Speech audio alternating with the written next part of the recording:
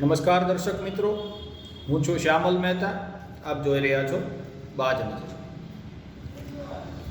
મિત્રો, આઝાદી પછીના કેટલાક વર્ષોમાં દેશમાં વિવિધ વિચારધારાઓ ધરાવતી રાજકીય પાર્ટીઓ સક્રિય બની અને તેમનું નિર્માણ શરૂ થયું. તેમની અંદર સમર્પિત કાર્યકર્તાઓ જોડાવા લાગ્યા. મુખ્ય પાર્ટી તરીકે દેશમાં કોંગ્રેસ હતી, જેણે આઝાદીની લડાઈમાં ઘણી મહત્વપૂર્ણ ભૂમિકા ભજવી હતી અને તેમની પાસે નેતાઓ હતા અને તે નેતાઓ સક્રિય હતા. તે સિવાય અન્ય વિચારધારાઓ ધરાવતા રાજકીય પક્ષો પણ સક્રિય થયા અને તેની અંદર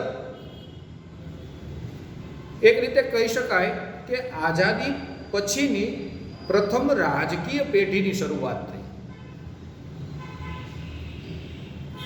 અત્યારે ભાજપ છે તે ભાજપ પૂર્વમાં જનસંઘ હતું અને એ જનસંઘની અંદર તેની વિચારધારા સાથે જોડાયેલા રાષ્ટ્રીય સ્વયંસેવક સંઘ સાથે જોડાયેલા અનેક કાર્યકર્તાઓ જનસંઘમાં જોડાયા અને તેમનો એક તેને રાજકીય ગતિ આપવાનો પ્રયાસ કર્યો. તેમનું ફાઉન્ડેશન બનાવ્યું, તેમનો પાયો નાખ્યો અને આવા જ એક રાજકીય રાજપુરુષ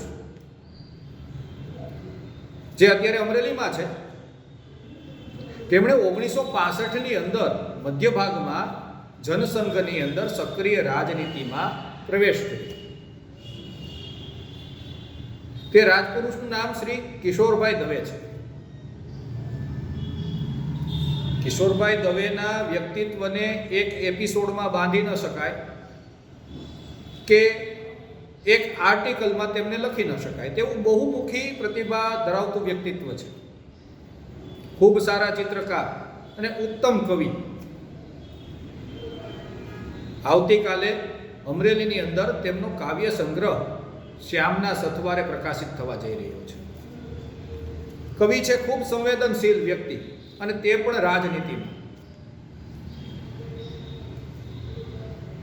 વેરા સલાહકાર અને ઉત્તમ અધિવક્તા. તેમણે સ્થાપેલી દવે એન્ડ કંપની, જે વેરા સલાહકાર તરીકેનું કાર્ય કરે છે, તેમને 60 વર્ષ પૂર્ણ થયા છે. હાલમાં કંપની તેમના પુત્ર મનીષભાઈ દવે અને તેમના પૌત્ર અર્જુનભાઈ દવે સંભાળી રહ્યા છે. ખેડૂતોના પ્રશ્ને સતત સજગ અને લડત આપનાર, કારણ કે જે તે સમયે આજે તેમના પ્રારંભિક દિવસોની વાત છે, જનસંઘ વખતની વાત છે, ત્યારબાદ ભાજપ બન્યું અને ત્યારે તેઓ વિપક્ષમાં હતા અને સતત લોકોનો અવાજ બનીને લોક પ્રશ્નો તેઓ ઉઠાવતા હતા. અમરેલીના લોકોને યાદ છે કે કિસાન સંઘના આંદોલન વખતે શ્રી કિશોરભાઈ દવેએ પોતાની પીઠ પર લાઠીઓ ખાધેલી છે. ખેડૂત નેતાઓને બચાવવા જતા તેઓ તેમના પર સૂઈ ગયા હતા અને પોલીસની લાઠીઓ તેમની પીઠ પર પડેલી હતી. આટલો સમર્પણ ભાવ, કોઈ પણ પ્રકારના માન ઇકરામની અપેક્ષાઓ વગર આ સમર્પિત રાજપુરુષોની પેઢીનું પ્રતિનિધિત્વ અત્યારે કિશોરભાઈ કરી રહ્યા છે. તેમની પાર્ટીની અંદર, ભાજપની અંદર પૂર્વ વડાપ્રધાન અટલ બિહારી વાજપેયી હોય, પૂર્વ નાયબ વડાપ્રધાન લાલકૃષ્ણ અડવાણી હોય, પૂર્વ ભાજપ પ્રમુખ, રાષ્ટ્રીય ભાજપ પ્રમુખ કુશાભાઉ ઠાકરે હોય, તેમની સાથે તેમણે કામ કરેલું છે. ગુજરાતની અંદર દિવંગત મુખ્યમંત્રી કેશુભાઈ પટેલ, શંકરસિંહ વાઘેલા અને નરેન્દ્રભાઈ મોદી સાથે પણ તેમણે કામ કરેલું છે. પોતાની પાર્ટીમાં તેમનું અનહદ માન અને સન્માન છે. કેશુભાઈ જ્યારે અમરેલી આવતા ત્યારે ચોક્કસ કિશોરભાઈને મળવા જતા.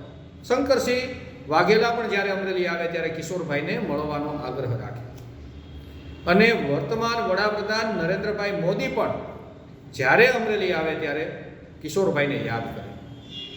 આ તેમનું પોતાની પાર્ટીની અંદર સ્થાન છે અને સ્વાભાવિક છે કે કોઈ પોતાની પાર્ટીમાં મોટો નેતા હોય તો તેમને માન સન્માન મળે.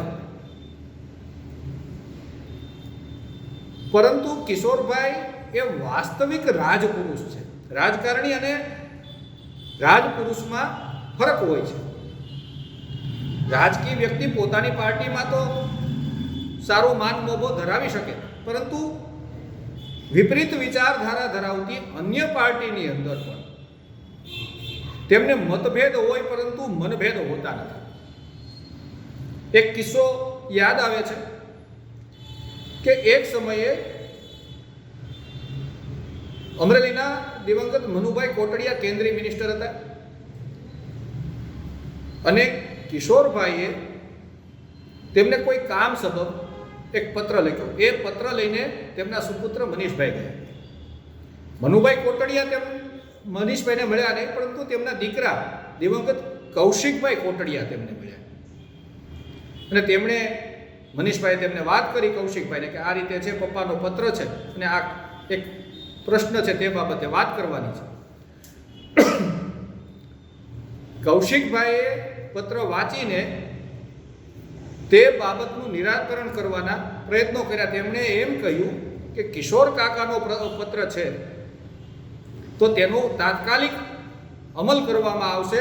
મનુભાઈ કોટડિયા દિલ્હીથી આવે તેની રાહ જોવાની નથી. આ આદર અને માન સન્માન. વીરજીભાઈ ઠુમર, માજી ધારાસભ્ય, માજી સાંસદ, આજની તારીખે કિશોરભાઈને ખૂબ માન સન્માન આપે. પરેશભાઈ ધાનાણી પણ એટલું માન સન્માન આપે.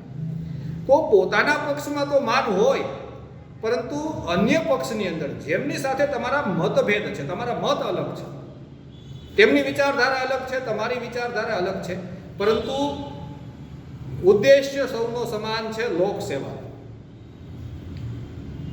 ત્યારે અન્ય પાર્ટીના લોકો પણ જેમને માન સન્માન આપે તેને રાજપુરુષ કહી શકાય. અને આવો એક વિશાળ વટવૃક્ષ સમાન વ્યક્તિત્વ એટલે કિશોરભાઈ દવે છે. અમરેલી જિલ્લા ભાજપ પ્રમુખ તરીકે તેમની કામગીરીની વાત કરતા દિલીપભાઈ સંઘાણી એમ કહે છે કે કિશોરભાઈ દવે એક શ્રેષ્ઠ સંગઠનકાર હતા. અમારી મીટિંગ થાય, અમે બહાર નીકળીને વાત કરીએ તો અમે બધા પાછળ ઊભા રહીએ. જે કિશોરભાઈ બોલે તે વાતમાં અમારી બધાની સહમતિ હોય. તેઓ તેમને શ્રેષ્ઠ સંગઠનકાર ગણાવે છે. દિલીપભાઈ સંઘાણીની સાથોસાથ તેમના બીજા એક અનુગામી, આ બંને તેમના અનુગામીઓ છે, દિલીપભાઈ અને પરસોત્તમભાઈ રૂપાલા. પરસોત્તમભાઈ રૂપાલા એમ કહે છે કે તેમની કારકિર્દીના ઘડતરનું સૌથી મહત્વનું કામ જો કોઈએ કર્યું હોય તો તે કિશોરભાઈ દવેએ કર્યું છે. પરસોત્તમભાઈ રૂપાલા એમ કહે છે કે મને સાહેબ રામ કહીને બોલાવે. ગામ આખું પરસોત્તમભાઈ રૂપાલા કહે, કોઈ રૂપાલા સાહેબ કહે, પરંતુ કિશોરભાઈ દવે પરસોત્તમભાઈ રૂપાલાને રામ કહીને બોલાવે અને પરસોત્તમભાઈ રૂપાલા તેમને સાહેબ કહીને બોલાવે. દિલીપભાઈ પણ તે રીતે જ તેમને આદર સન્માન આપે. આ તેમની અનુગામી પેઢી છે. કટોકટી વખતે જેલવાસ પણ ભોગવવાનો થયો.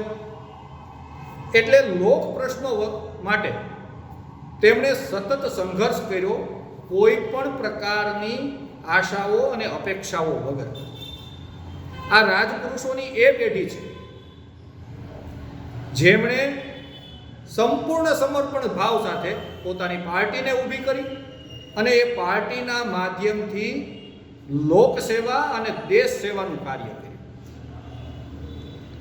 આજની રાજકીય આલમ માટે આવા વ્યક્તિત્વો એ પ્રેરણા સમાન કહેવાય. રાજકીય મતભેદો ગમે તેને હોઈ શકે, પરંતુ ક્યારેય મનભેદ ન થવા દેવો, તેવી વાત અને તેવું કામ શ્રી કિશોરભાઈ દવે જેવા વ્યક્તિત્વો કરી રહ્યા છે.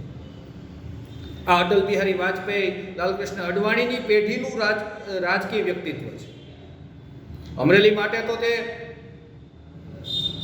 ગર્વની અને ગૌરવની વાત છે પરંતુ ગુજરાતમાં પણ હવે આવા આંગળીને વેઢે ગણાય તેવા વ્યક્તિત્વો છે, તેમનું ખરેખર સન્માન કરવું ઘટે. આવતીકાલે તેમનો કાવ્ય સંગ્રહ શ્યામના સથવારે પ્રકાશિત થઈ રહ્યો છે. તેમના મોટા દીકરા મેહુલભાઈ દવે ગાંધીનગર કલેક્ટર તરીકે આજે જ કદાચ રિટાયર્ડ થઈ રહ્યા છે. તેમના બીજા દીકરા મનીષભાઈ દવે અમરેલીના વરિષ્ઠ કરવેરા સલાહકાર છે અને તેમના નાના દીકરા માધવભાઈ દવે રાજકોટ શહેર ભાજપ પ્રમુખ તરીકે તેમની પરંપરાને, લોકસેવાની પરંપરાને આગળ ધપાવી રહ્યા છે અને તેમનો રાજકીય વારસો સાચવી રહ્યા છે. એટલે કહેવાનો મતલબ એમ છે કે આવા વ્યક્તિત્વો લોકોને નવો રાહ બતાવે છે અને પોતે જે જગ્યાએ હોય છે તે પાર્ટીમાં પાયાના પથ્થર તરીકે એક એવું નિર્માણ કરી બતાવે છે કે જેના ફળ આવનારી પેઢીઓ સુધી લોકોને મળતા રહે છે. આજે ભાજપના આ અદ્ભુત વિકાસમાં આવા અનેક લોકોની મહેનત પડેલી છે, જે લોકોને જાણ થાય તે જરૂરી છે.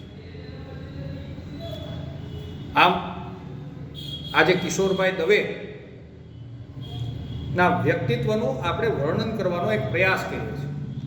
એક એપિસોડમાં તે શક્ય નથી અને એક પેરેગ્રાફમાં કે એક આર્ટિકલમાં પણ તે શક્ય નથી. તેના માટે તેમના વ્યક્તિત્વના વિવિધ પાસાઓને આપણે માત્ર આજે રાજકીય પાસાની વાત કરી, તેમના અનેક પાસાઓ છે.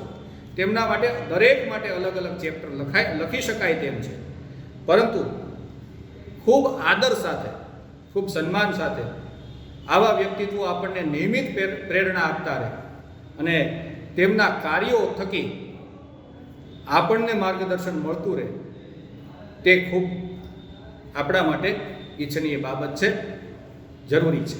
જય હિન્દ, જય ભારત.